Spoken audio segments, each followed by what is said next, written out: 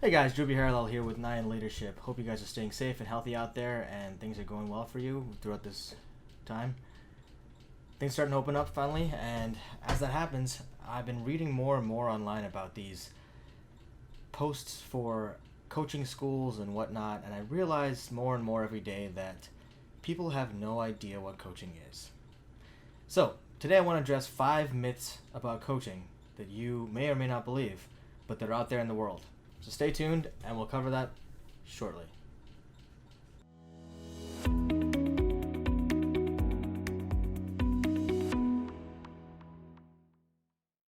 Now, myth number 1. Anyone can be a coach.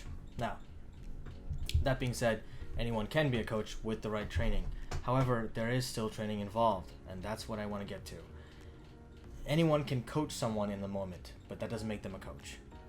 Same way that anyone can sew someone's wound up, give legal advice, whether they're entitled to or not. Anyone can Google. Doesn't make them a doctor, doesn't make them a lawyer, doesn't make them a nurse. Honestly, the fact of the matter is that anything nowadays that involves any kind of stakes involves some kind of training, and it needs to be that way. If you coach someone or try to coach someone and you don't know what you're doing, you can do some real damage. You can open up wounds that you don't know how to close, and you can also cause some serious damage with their business, with their life, with their relationships, with anything in the context of what you're coaching them with. And for those of you who are out there looking for coaches, it's important to know that your coach has the right training. A lot of folks out there are looking at these coaching schools that are offering 6-week programs that will give you a certification in coaching. Now, that brings me to myth number 2. It only takes 6 weeks to become a coach. That is not true. Online courses are not going to give you the skills you need to be a coach. I'm sorry, they won't.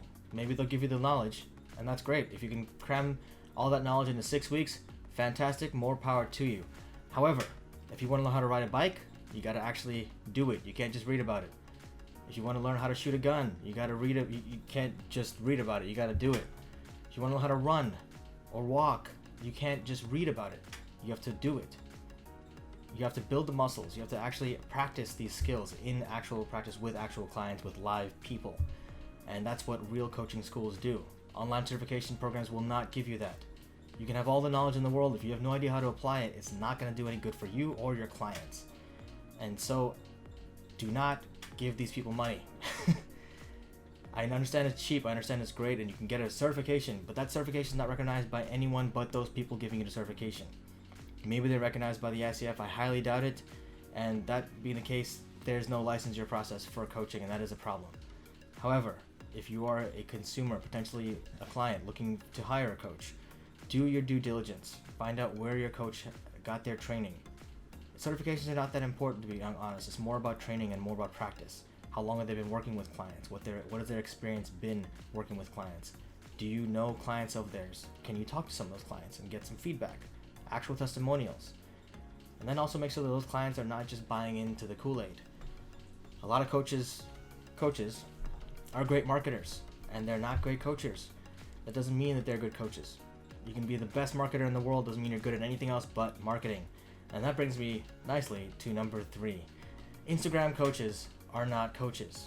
There are some legitimate coaches on Instagram, don't get me wrong. Again, there are exceptions to the rule, but generally speaking, I would say about 80% of the people out there that claim that they are a coach on Instagram are not coaches. They are just people who say that they're coaches. And again, these people can do some real damage.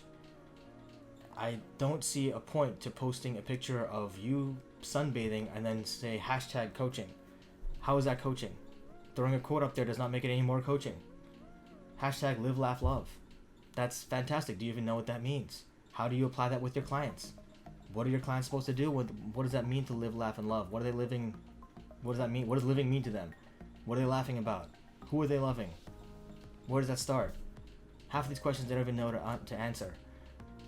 Coaches are fully trained and know what they're doing. And these people are great marketers. They're amazing marketers. They can get all the likes in the world, but it doesn't make them a good coach. So number 4. Coaching is not advice and not teaching.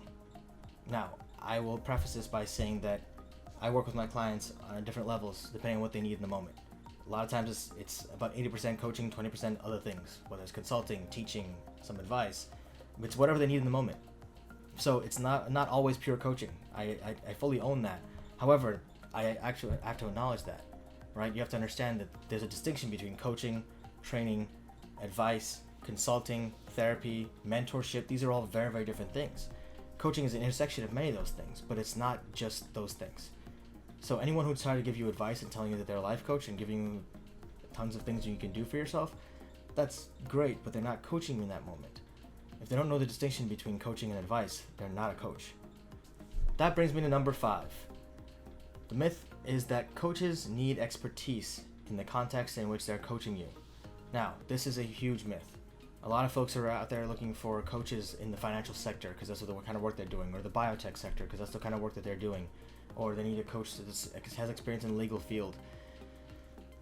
Maybe that might give them some perspective, but at the end of the day, they're coaching you. They're not coaching you. They're not mentoring you. What you're looking for sometimes, if you need advice in careers, is more of a mentor more than a career coach.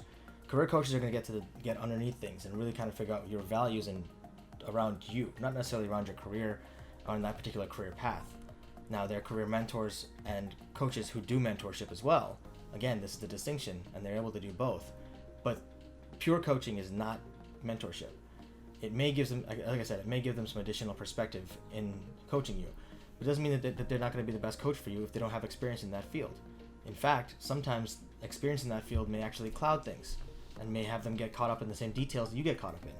Having someone that's completely objective to the situation, who's out of the maze, can help you see the cheese as the mouse.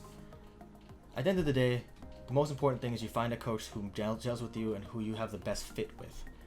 I always encourage people to interview and talk to multiple coaches before hiring any one. The important thing is fit. It's not about their expertise, it's more about their training and then their fit. As long as they're trained well, and as long as they know what they're doing, and then they have to have a good fit with you. You have to have a good rapport with them, because coaching is one of the most intimate relationships you're going to have with anyone outside of your romantic partner. Sometimes it's even more so than that relationship, and believe it or not, that actually happens, because you're talking to this person about things you can't always talk to your partner about, because you feel like you may get judged or what it looks like. Now, with that kind of relationship, you want to make sure that the person on the other side of that conversation is someone you trust, someone you get along with, and someone you can really, really, really confide in and feel comfortable doing so. You don't want to be confiding this into some stranger randomly who just got recommended by a friend who happened to be a good fit for them, may not be a good fit for you. Do not hire a coach out of obligation, and do not hire a coach out of anything other than their connection with you and their expertise. I hope this video was helpful for you guys. Please let me know if you have any questions or comments below. Let me know in the comment section. Please hit subscribe if you like this video, and hit the like button, and hit the bell if you want to get notified of future videos. If you like this content, I'm happy to do more of it. I'm planning on doing some more content about coaching, about what it is and how you can distinguish different types of coaching and different types of things that are not coaching and what coaching is not. So, stay tuned and tune to the next video. We'll see you guys soon. Take care.